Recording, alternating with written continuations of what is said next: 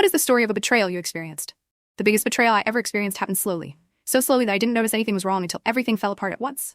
Looking back, all the signs were there, but betrayal never comes crashing in like a thunderstorm. It seeps in quietly, drip by drip, until one day, you're drowning in something you didn't even see filling up around you.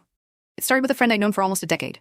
We met at my first real job, both of us young, broke, and feeling like imposters waking up in adult bodies. We clicked instantly. We were the kind of friends who sent each other memes at 2 a.m., shared relationship drama, celebrated tiny wins, and complained about everything else. For years, he was one of the few people I trusted completely. When I moved to a new city for work, he stayed behind, but we stayed close. He'd call me on his commute home, text me random thoughts, send long voice notes about his day. It felt like nothing had changed. Like distance didn't matter. And for a long time, I genuinely believed he was the one person who had my back, no matter what. Then, 2 years later, a job opportunity opened up at my new company. It was a remote position, something he'd been desperately wanting. I told him about it because I thought I was helping a friend. I reviewed his resume, gave him tips for the interview, even recommended him to my manager. I wasn't worried. He was talented, hardworking, or at least that's what I thought. He got the job. And at first, it felt like a win for both of us. But things changed almost immediately. He stopped calling as often, messages became shorter. Conversations that used to flow for hours suddenly felt like interviews where he measured every word. I assumed it was stress from the new role, so I didn't push. A few months later, subtle comments from coworkers started trickling in. I didn't know you, and he were friends. He mentioned you guys used to compete a lot at your old job.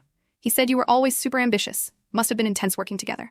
Every time someone said something like that, it felt off. We were never competitors. And he knew I struggled with confidence way more than ambition. But I brushed it aside. People exaggerate all the time, right? Then came the blow I didn't see coming. One Thursday morning, my manager asked if I had a minute. Her tone was gentle, but her expression wasn't. She told me there had been concerns raised about my performance, that someone had suggested I wasn't pulling my weight on shared tasks, that I might be relying too much on the team. I froze. I knew exactly who had said it. She didn't mention him by name. She didn't have to. There was only one person I collaborated with closely enough for such a complaint to make sense, and only one person who knew exactly which insecurities could be twisted into something believable. I spent the entire day feeling sick. After work, I called him. No greeting, just, "Did you say something about me to management?" He paused. Too long. And that silence told me everything. He didn't deny it. He just said almost casually, "I mentioned a few concerns. I thought they should know. It's nothing personal. Nothing personal. My career. My reputation. Nothing personal." That sentence hit me like a punch in the ribs. I realized in that moment that while I had been rooting for us both to succeed, he had been quietly competing with me. Every pep talk, every long conversation, every shared dream, all of it had been happening while he mentally kept score. I ended the call without yelling, without crying. I simply said, "Okay," and hung up.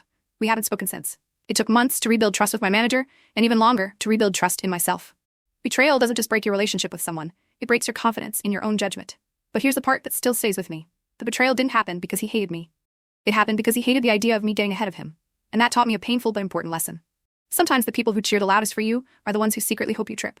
I eventually healed from it. My career recovered, my life moved on. But I've never again ignored that small, uneasy feeling when someone's applause doesn't sound quite right.